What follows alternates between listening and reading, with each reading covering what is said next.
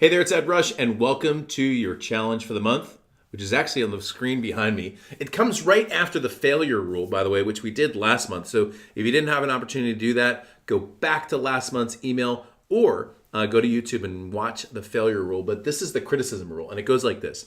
Criticism is also a gift. It means that I'm on to something. If a critical person reads a brilliant article, his critical brain will require him to find a spelling error. If a critical person reads drivel, he says nothing.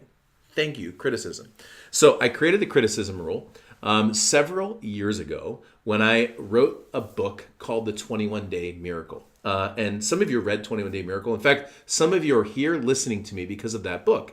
And you read it on Amazon, or maybe you bought it and read it on paperback, and it totally changed your life, and you're here. And I've had story after story after story of people whose lives were changed because of the content inside of that book. In fact, at one point, it was Amazon's #1 business book. It was the best-selling book for 3 straight weeks in the country of India. By the way, I just got done a speaking trip over to India. Just had a blast over there in Bangalore and getting to know the people over there. And that book has opened up doors. It's created new relationships.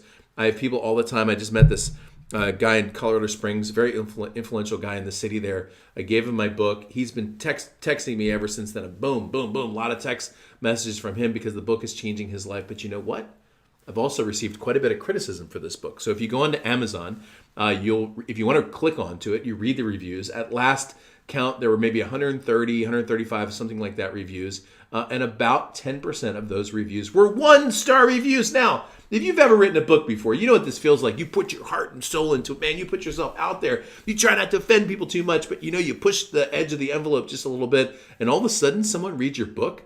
One of the guys wrote the 3 letters. Literally, one person wrote 1 star and wrote meh. Okay, another person's like, this person's right-wing conservative views are offensive. And by the way, I'm not even right-wing conservative.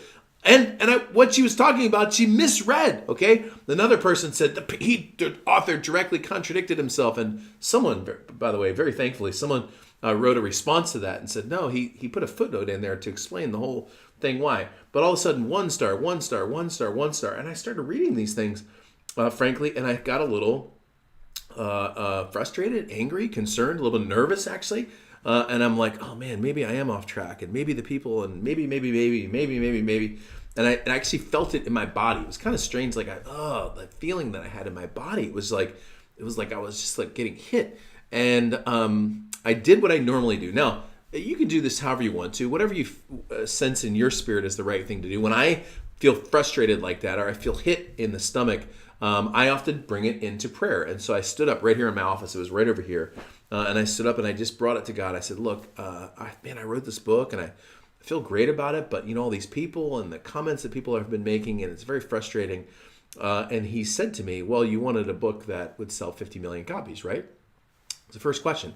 And I thought, well, that was interesting in my little conversation there. So a book that sold 50 million copies. And what was happening there is that in my conversation, God was bringing me back to a goal that I wrote about 5 years ago. I wrote a goal, this is about 7 years ago, actually, come to think of it. I wrote a goal that I wanted to write a book that sold 50 million copies. At that point, Purpose-Driven Life, which is one of the highest selling nonfiction books, certainly the most recent highest selling, had sold 30 million. I thought, man, if Rick Warren could sell 30 million copies, I could sell 50 million copies. That was one of my goals. Now, the interesting thing about this is books that sell 30 million copies are going to get about 20 to 30,000 reviews. Okay, so if you're going to get that, you're going to have 30,000 reviews. Of those, about 10% of good books, about 10% of those reviews are negative reviews. So do the math on that. 10% of 30,000 is 3,000 negative reviews. Okay, and the conversation that I was having with God was very simple. God was saying, look, if you want to have one of those, you got to have some of those, okay? And if you're going to get, and at this point, by the way, I've got probably 15 or 20 negative reviews by now. At that point, I had like 2 or 3. And I was like, man, I'm at 2 or 3. It's just like ridiculous. And I was upset about it. And all of a sudden, God was showing me, look, if you want to become the influential person that you want to become, you need to deal with the fact that there's going to be some haters out there. Now, just so you know, I can guarantee you, the people that wrote a 1-star review for my book have never written a book. Ever. Because if you've written a book, you wouldn't write a review like that. You might contact the author and be like, hey, I found a spelling error on page 146. You might do something like that. Or you might not recommend it to a friend and be like, that book didn't, but you never read a 1-star review, because people who are creative people who put themselves out there, don't do stuff like that, okay? People who are the kind of people that would walk up on stages and sing a song aren't the kind of person that would sit in the audience and throw tomatoes at another person who would sing a song. That's not what creative people do. That's not what heart-centered, great entrepreneurs do. Great entrepreneurs are creators. And I realized that I was going to take criticism from the most average and basic people in the world. What, are you kidding me? And then I realized something amazing. Criticism actually shows you that you're onto something. My other books, my less successful books, they didn't get very much at all. A little bit of positive, not that much negative. But my most successful book got the most negative responses. It shows you that you're onto something. Look, you find a person who's influential in the world. I don't care who they are, media or arts or politics. You find a person who's received criticism. So what I want you to do is flip this. When you get a critical email, when you get a critical response, or maybe a 1-star review, I want you to smile ear to ear because it means you're onto something. Your challenge this month is to embrace criticism. You don't have to respond to the person. You don't even have to do anything with the email. In fact, you can hit delete if you want to. But I want you to embrace the criticism because it means you're onto something. All right, tell me how it went, and I'll talk to you next month.